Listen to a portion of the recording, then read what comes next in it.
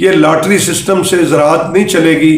زراعت چلے گی ایک مضبوط اور مربوط جو زرعی پالیسی ہے اس کے اوپر چلے گی.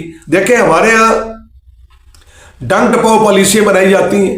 اب میں حکومت پاکستان کو مشورہ یہ دینا چاہتا ہوں. بسم اللہ الرحمن الرحیم.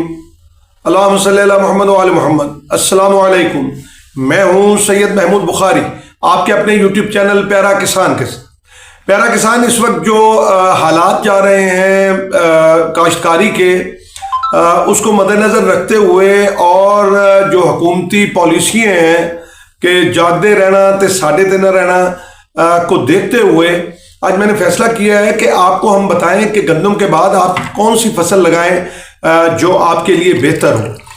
تو میں نے اپنے پچھلے ولاگ کے اندر 1847 جو مونجی ہے اس کے حوالے سے بتایا تھا کہ وہ کن ایریاز کے اندر جو ہے وہ بہتر رہتی ہے. PP7 کے حوالے سے بتائیں گے PP7، اور اس کو PPC7 بھی کہتے ہیں.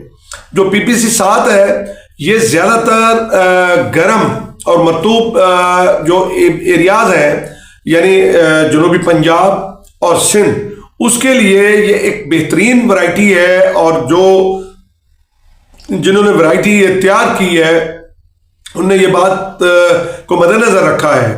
اب ہم آپ کو بتائیں گے کہ اس کی جو ہے وہ آپ کس طرح سے اس کو جو ہے وہ آپ لگائیں، اس کو کتنی خوراک دینی ہے اور اس کو کس طرح سے. اور ایک اور بات آپ کو ہم بتا دیں کہ اس کی پیداوار جو ہے وہ 1847 کی نسبت جو ہے وہ کہیں زیادہ ہے. یہ 60 سے 70 من تک جو ہے اگر زمین اچھی ہے اور دیکھ بھال اچھی ہے پیداوار آپ کو دے سکتی ہے.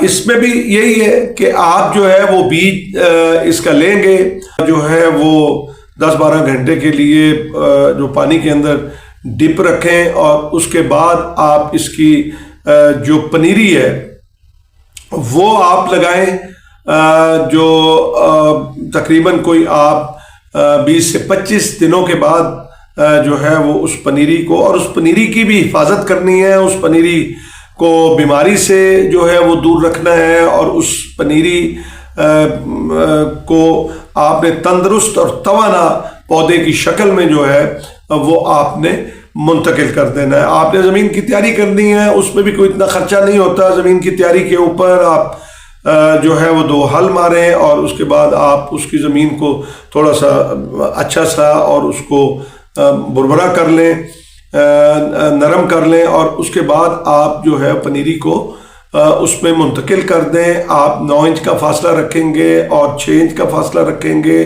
آپ اس کے اندر جو ہے وہ 2 سے 3 پودے اکٹھے لگائیں گے تاکہ ایک آدھا پودا جو ہے وہ اگر مر بھی جائے تو آپ کی وہ جگہ خالی نہ رہے.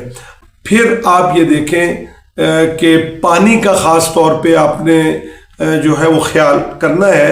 یہ 1847 کی نسبت سے یہ کوئی کم پانی لے گی، اور اس کو آپ اس حساب سے جو ہے آپ نے پلاٹ کو اپنے کو ڈرائی نہیں ہونے دینا. آپ پانی اس کو جو ہے وہ جب وہ ٹرلنگ پہ آ جائے سٹیج پہ تو پھر آپ نے اس کو پانی ہلکا ہلکا ساتھ ساتھ لگائے رکھنا ہے.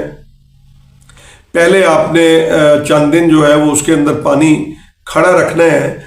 سو اس طرح کی جو چیزیں.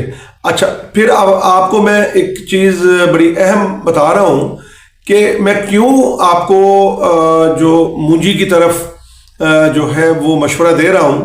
کیونکہ اس وقت دنیا کے اندر آپ کو پتہ ہے کہ امریکہ ایران جنگ بھی لگی ہوئی ہے، اور پھر یوکرائن اور روشیا کی جنگ بھی بند ہونے کا نام نہیں لے رہی. تو دنیا کو جو خوراک کی ضرورت ہوگی، تو فصل ہوگی تو ہم جو ہے وہ ایکسپورٹ جو ہے وہ کریں گے، اور اس لحاظ سے اس کا ریٹ جو ہے بہتر جو ملنے کی توقع ہے. ورنہ اور بہت سی فصلیں ہیں جو آپ جو ہے وہ بیج سکتے ہیں، لیکن یہ فصل ایسی ہے کہ جس نے ایکسپورٹ ہونا ہی ہونا ہے. کم و پیش کوئی 36 ملکوں کے اندر جو ہے وہ یہ ایکسپورٹ ہوتی ہے. اب حکومت پاکستان کو کیا کرنا چاہیے؟ دیکھیں ہمارے یہاں ڈنگ ٹپاؤ پالیسیاں بنائی جاتی ہیں. اب میں حکومت پاکستان کو مشورہ یہ دینا چاہتا ہوں کہ آپ ابھی سے جو آپ نے جو سفیران بٹھائے ہوئے ہیں مختلف ملکوں کے اندر اور وہ ایک عیاشیاں کر رہے ہیں اور تنخواہیں لے رہے ہیں، مراد لے رہے ہیں، ان سے بھی سوال کیا جائے کہ آپ وہاں بیٹھ کے آپ یہ منیے تلاش کیوں نہیں کرتے؟ آخر اس ملک کو ضرورت ہوتی ہے.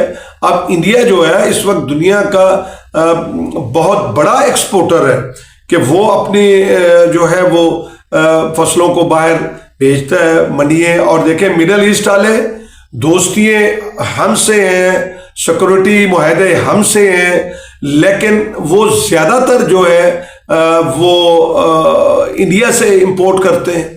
ان کو مجبور کیا جائے کہ آپ ہمارے جو ہے وہ آلو اٹھائیں، آپ ہماری مونجی اٹھائیں. تو اس طرح کی بہت سی چیزیں ہیں جنہیں کرنے کی ضرورت ہے.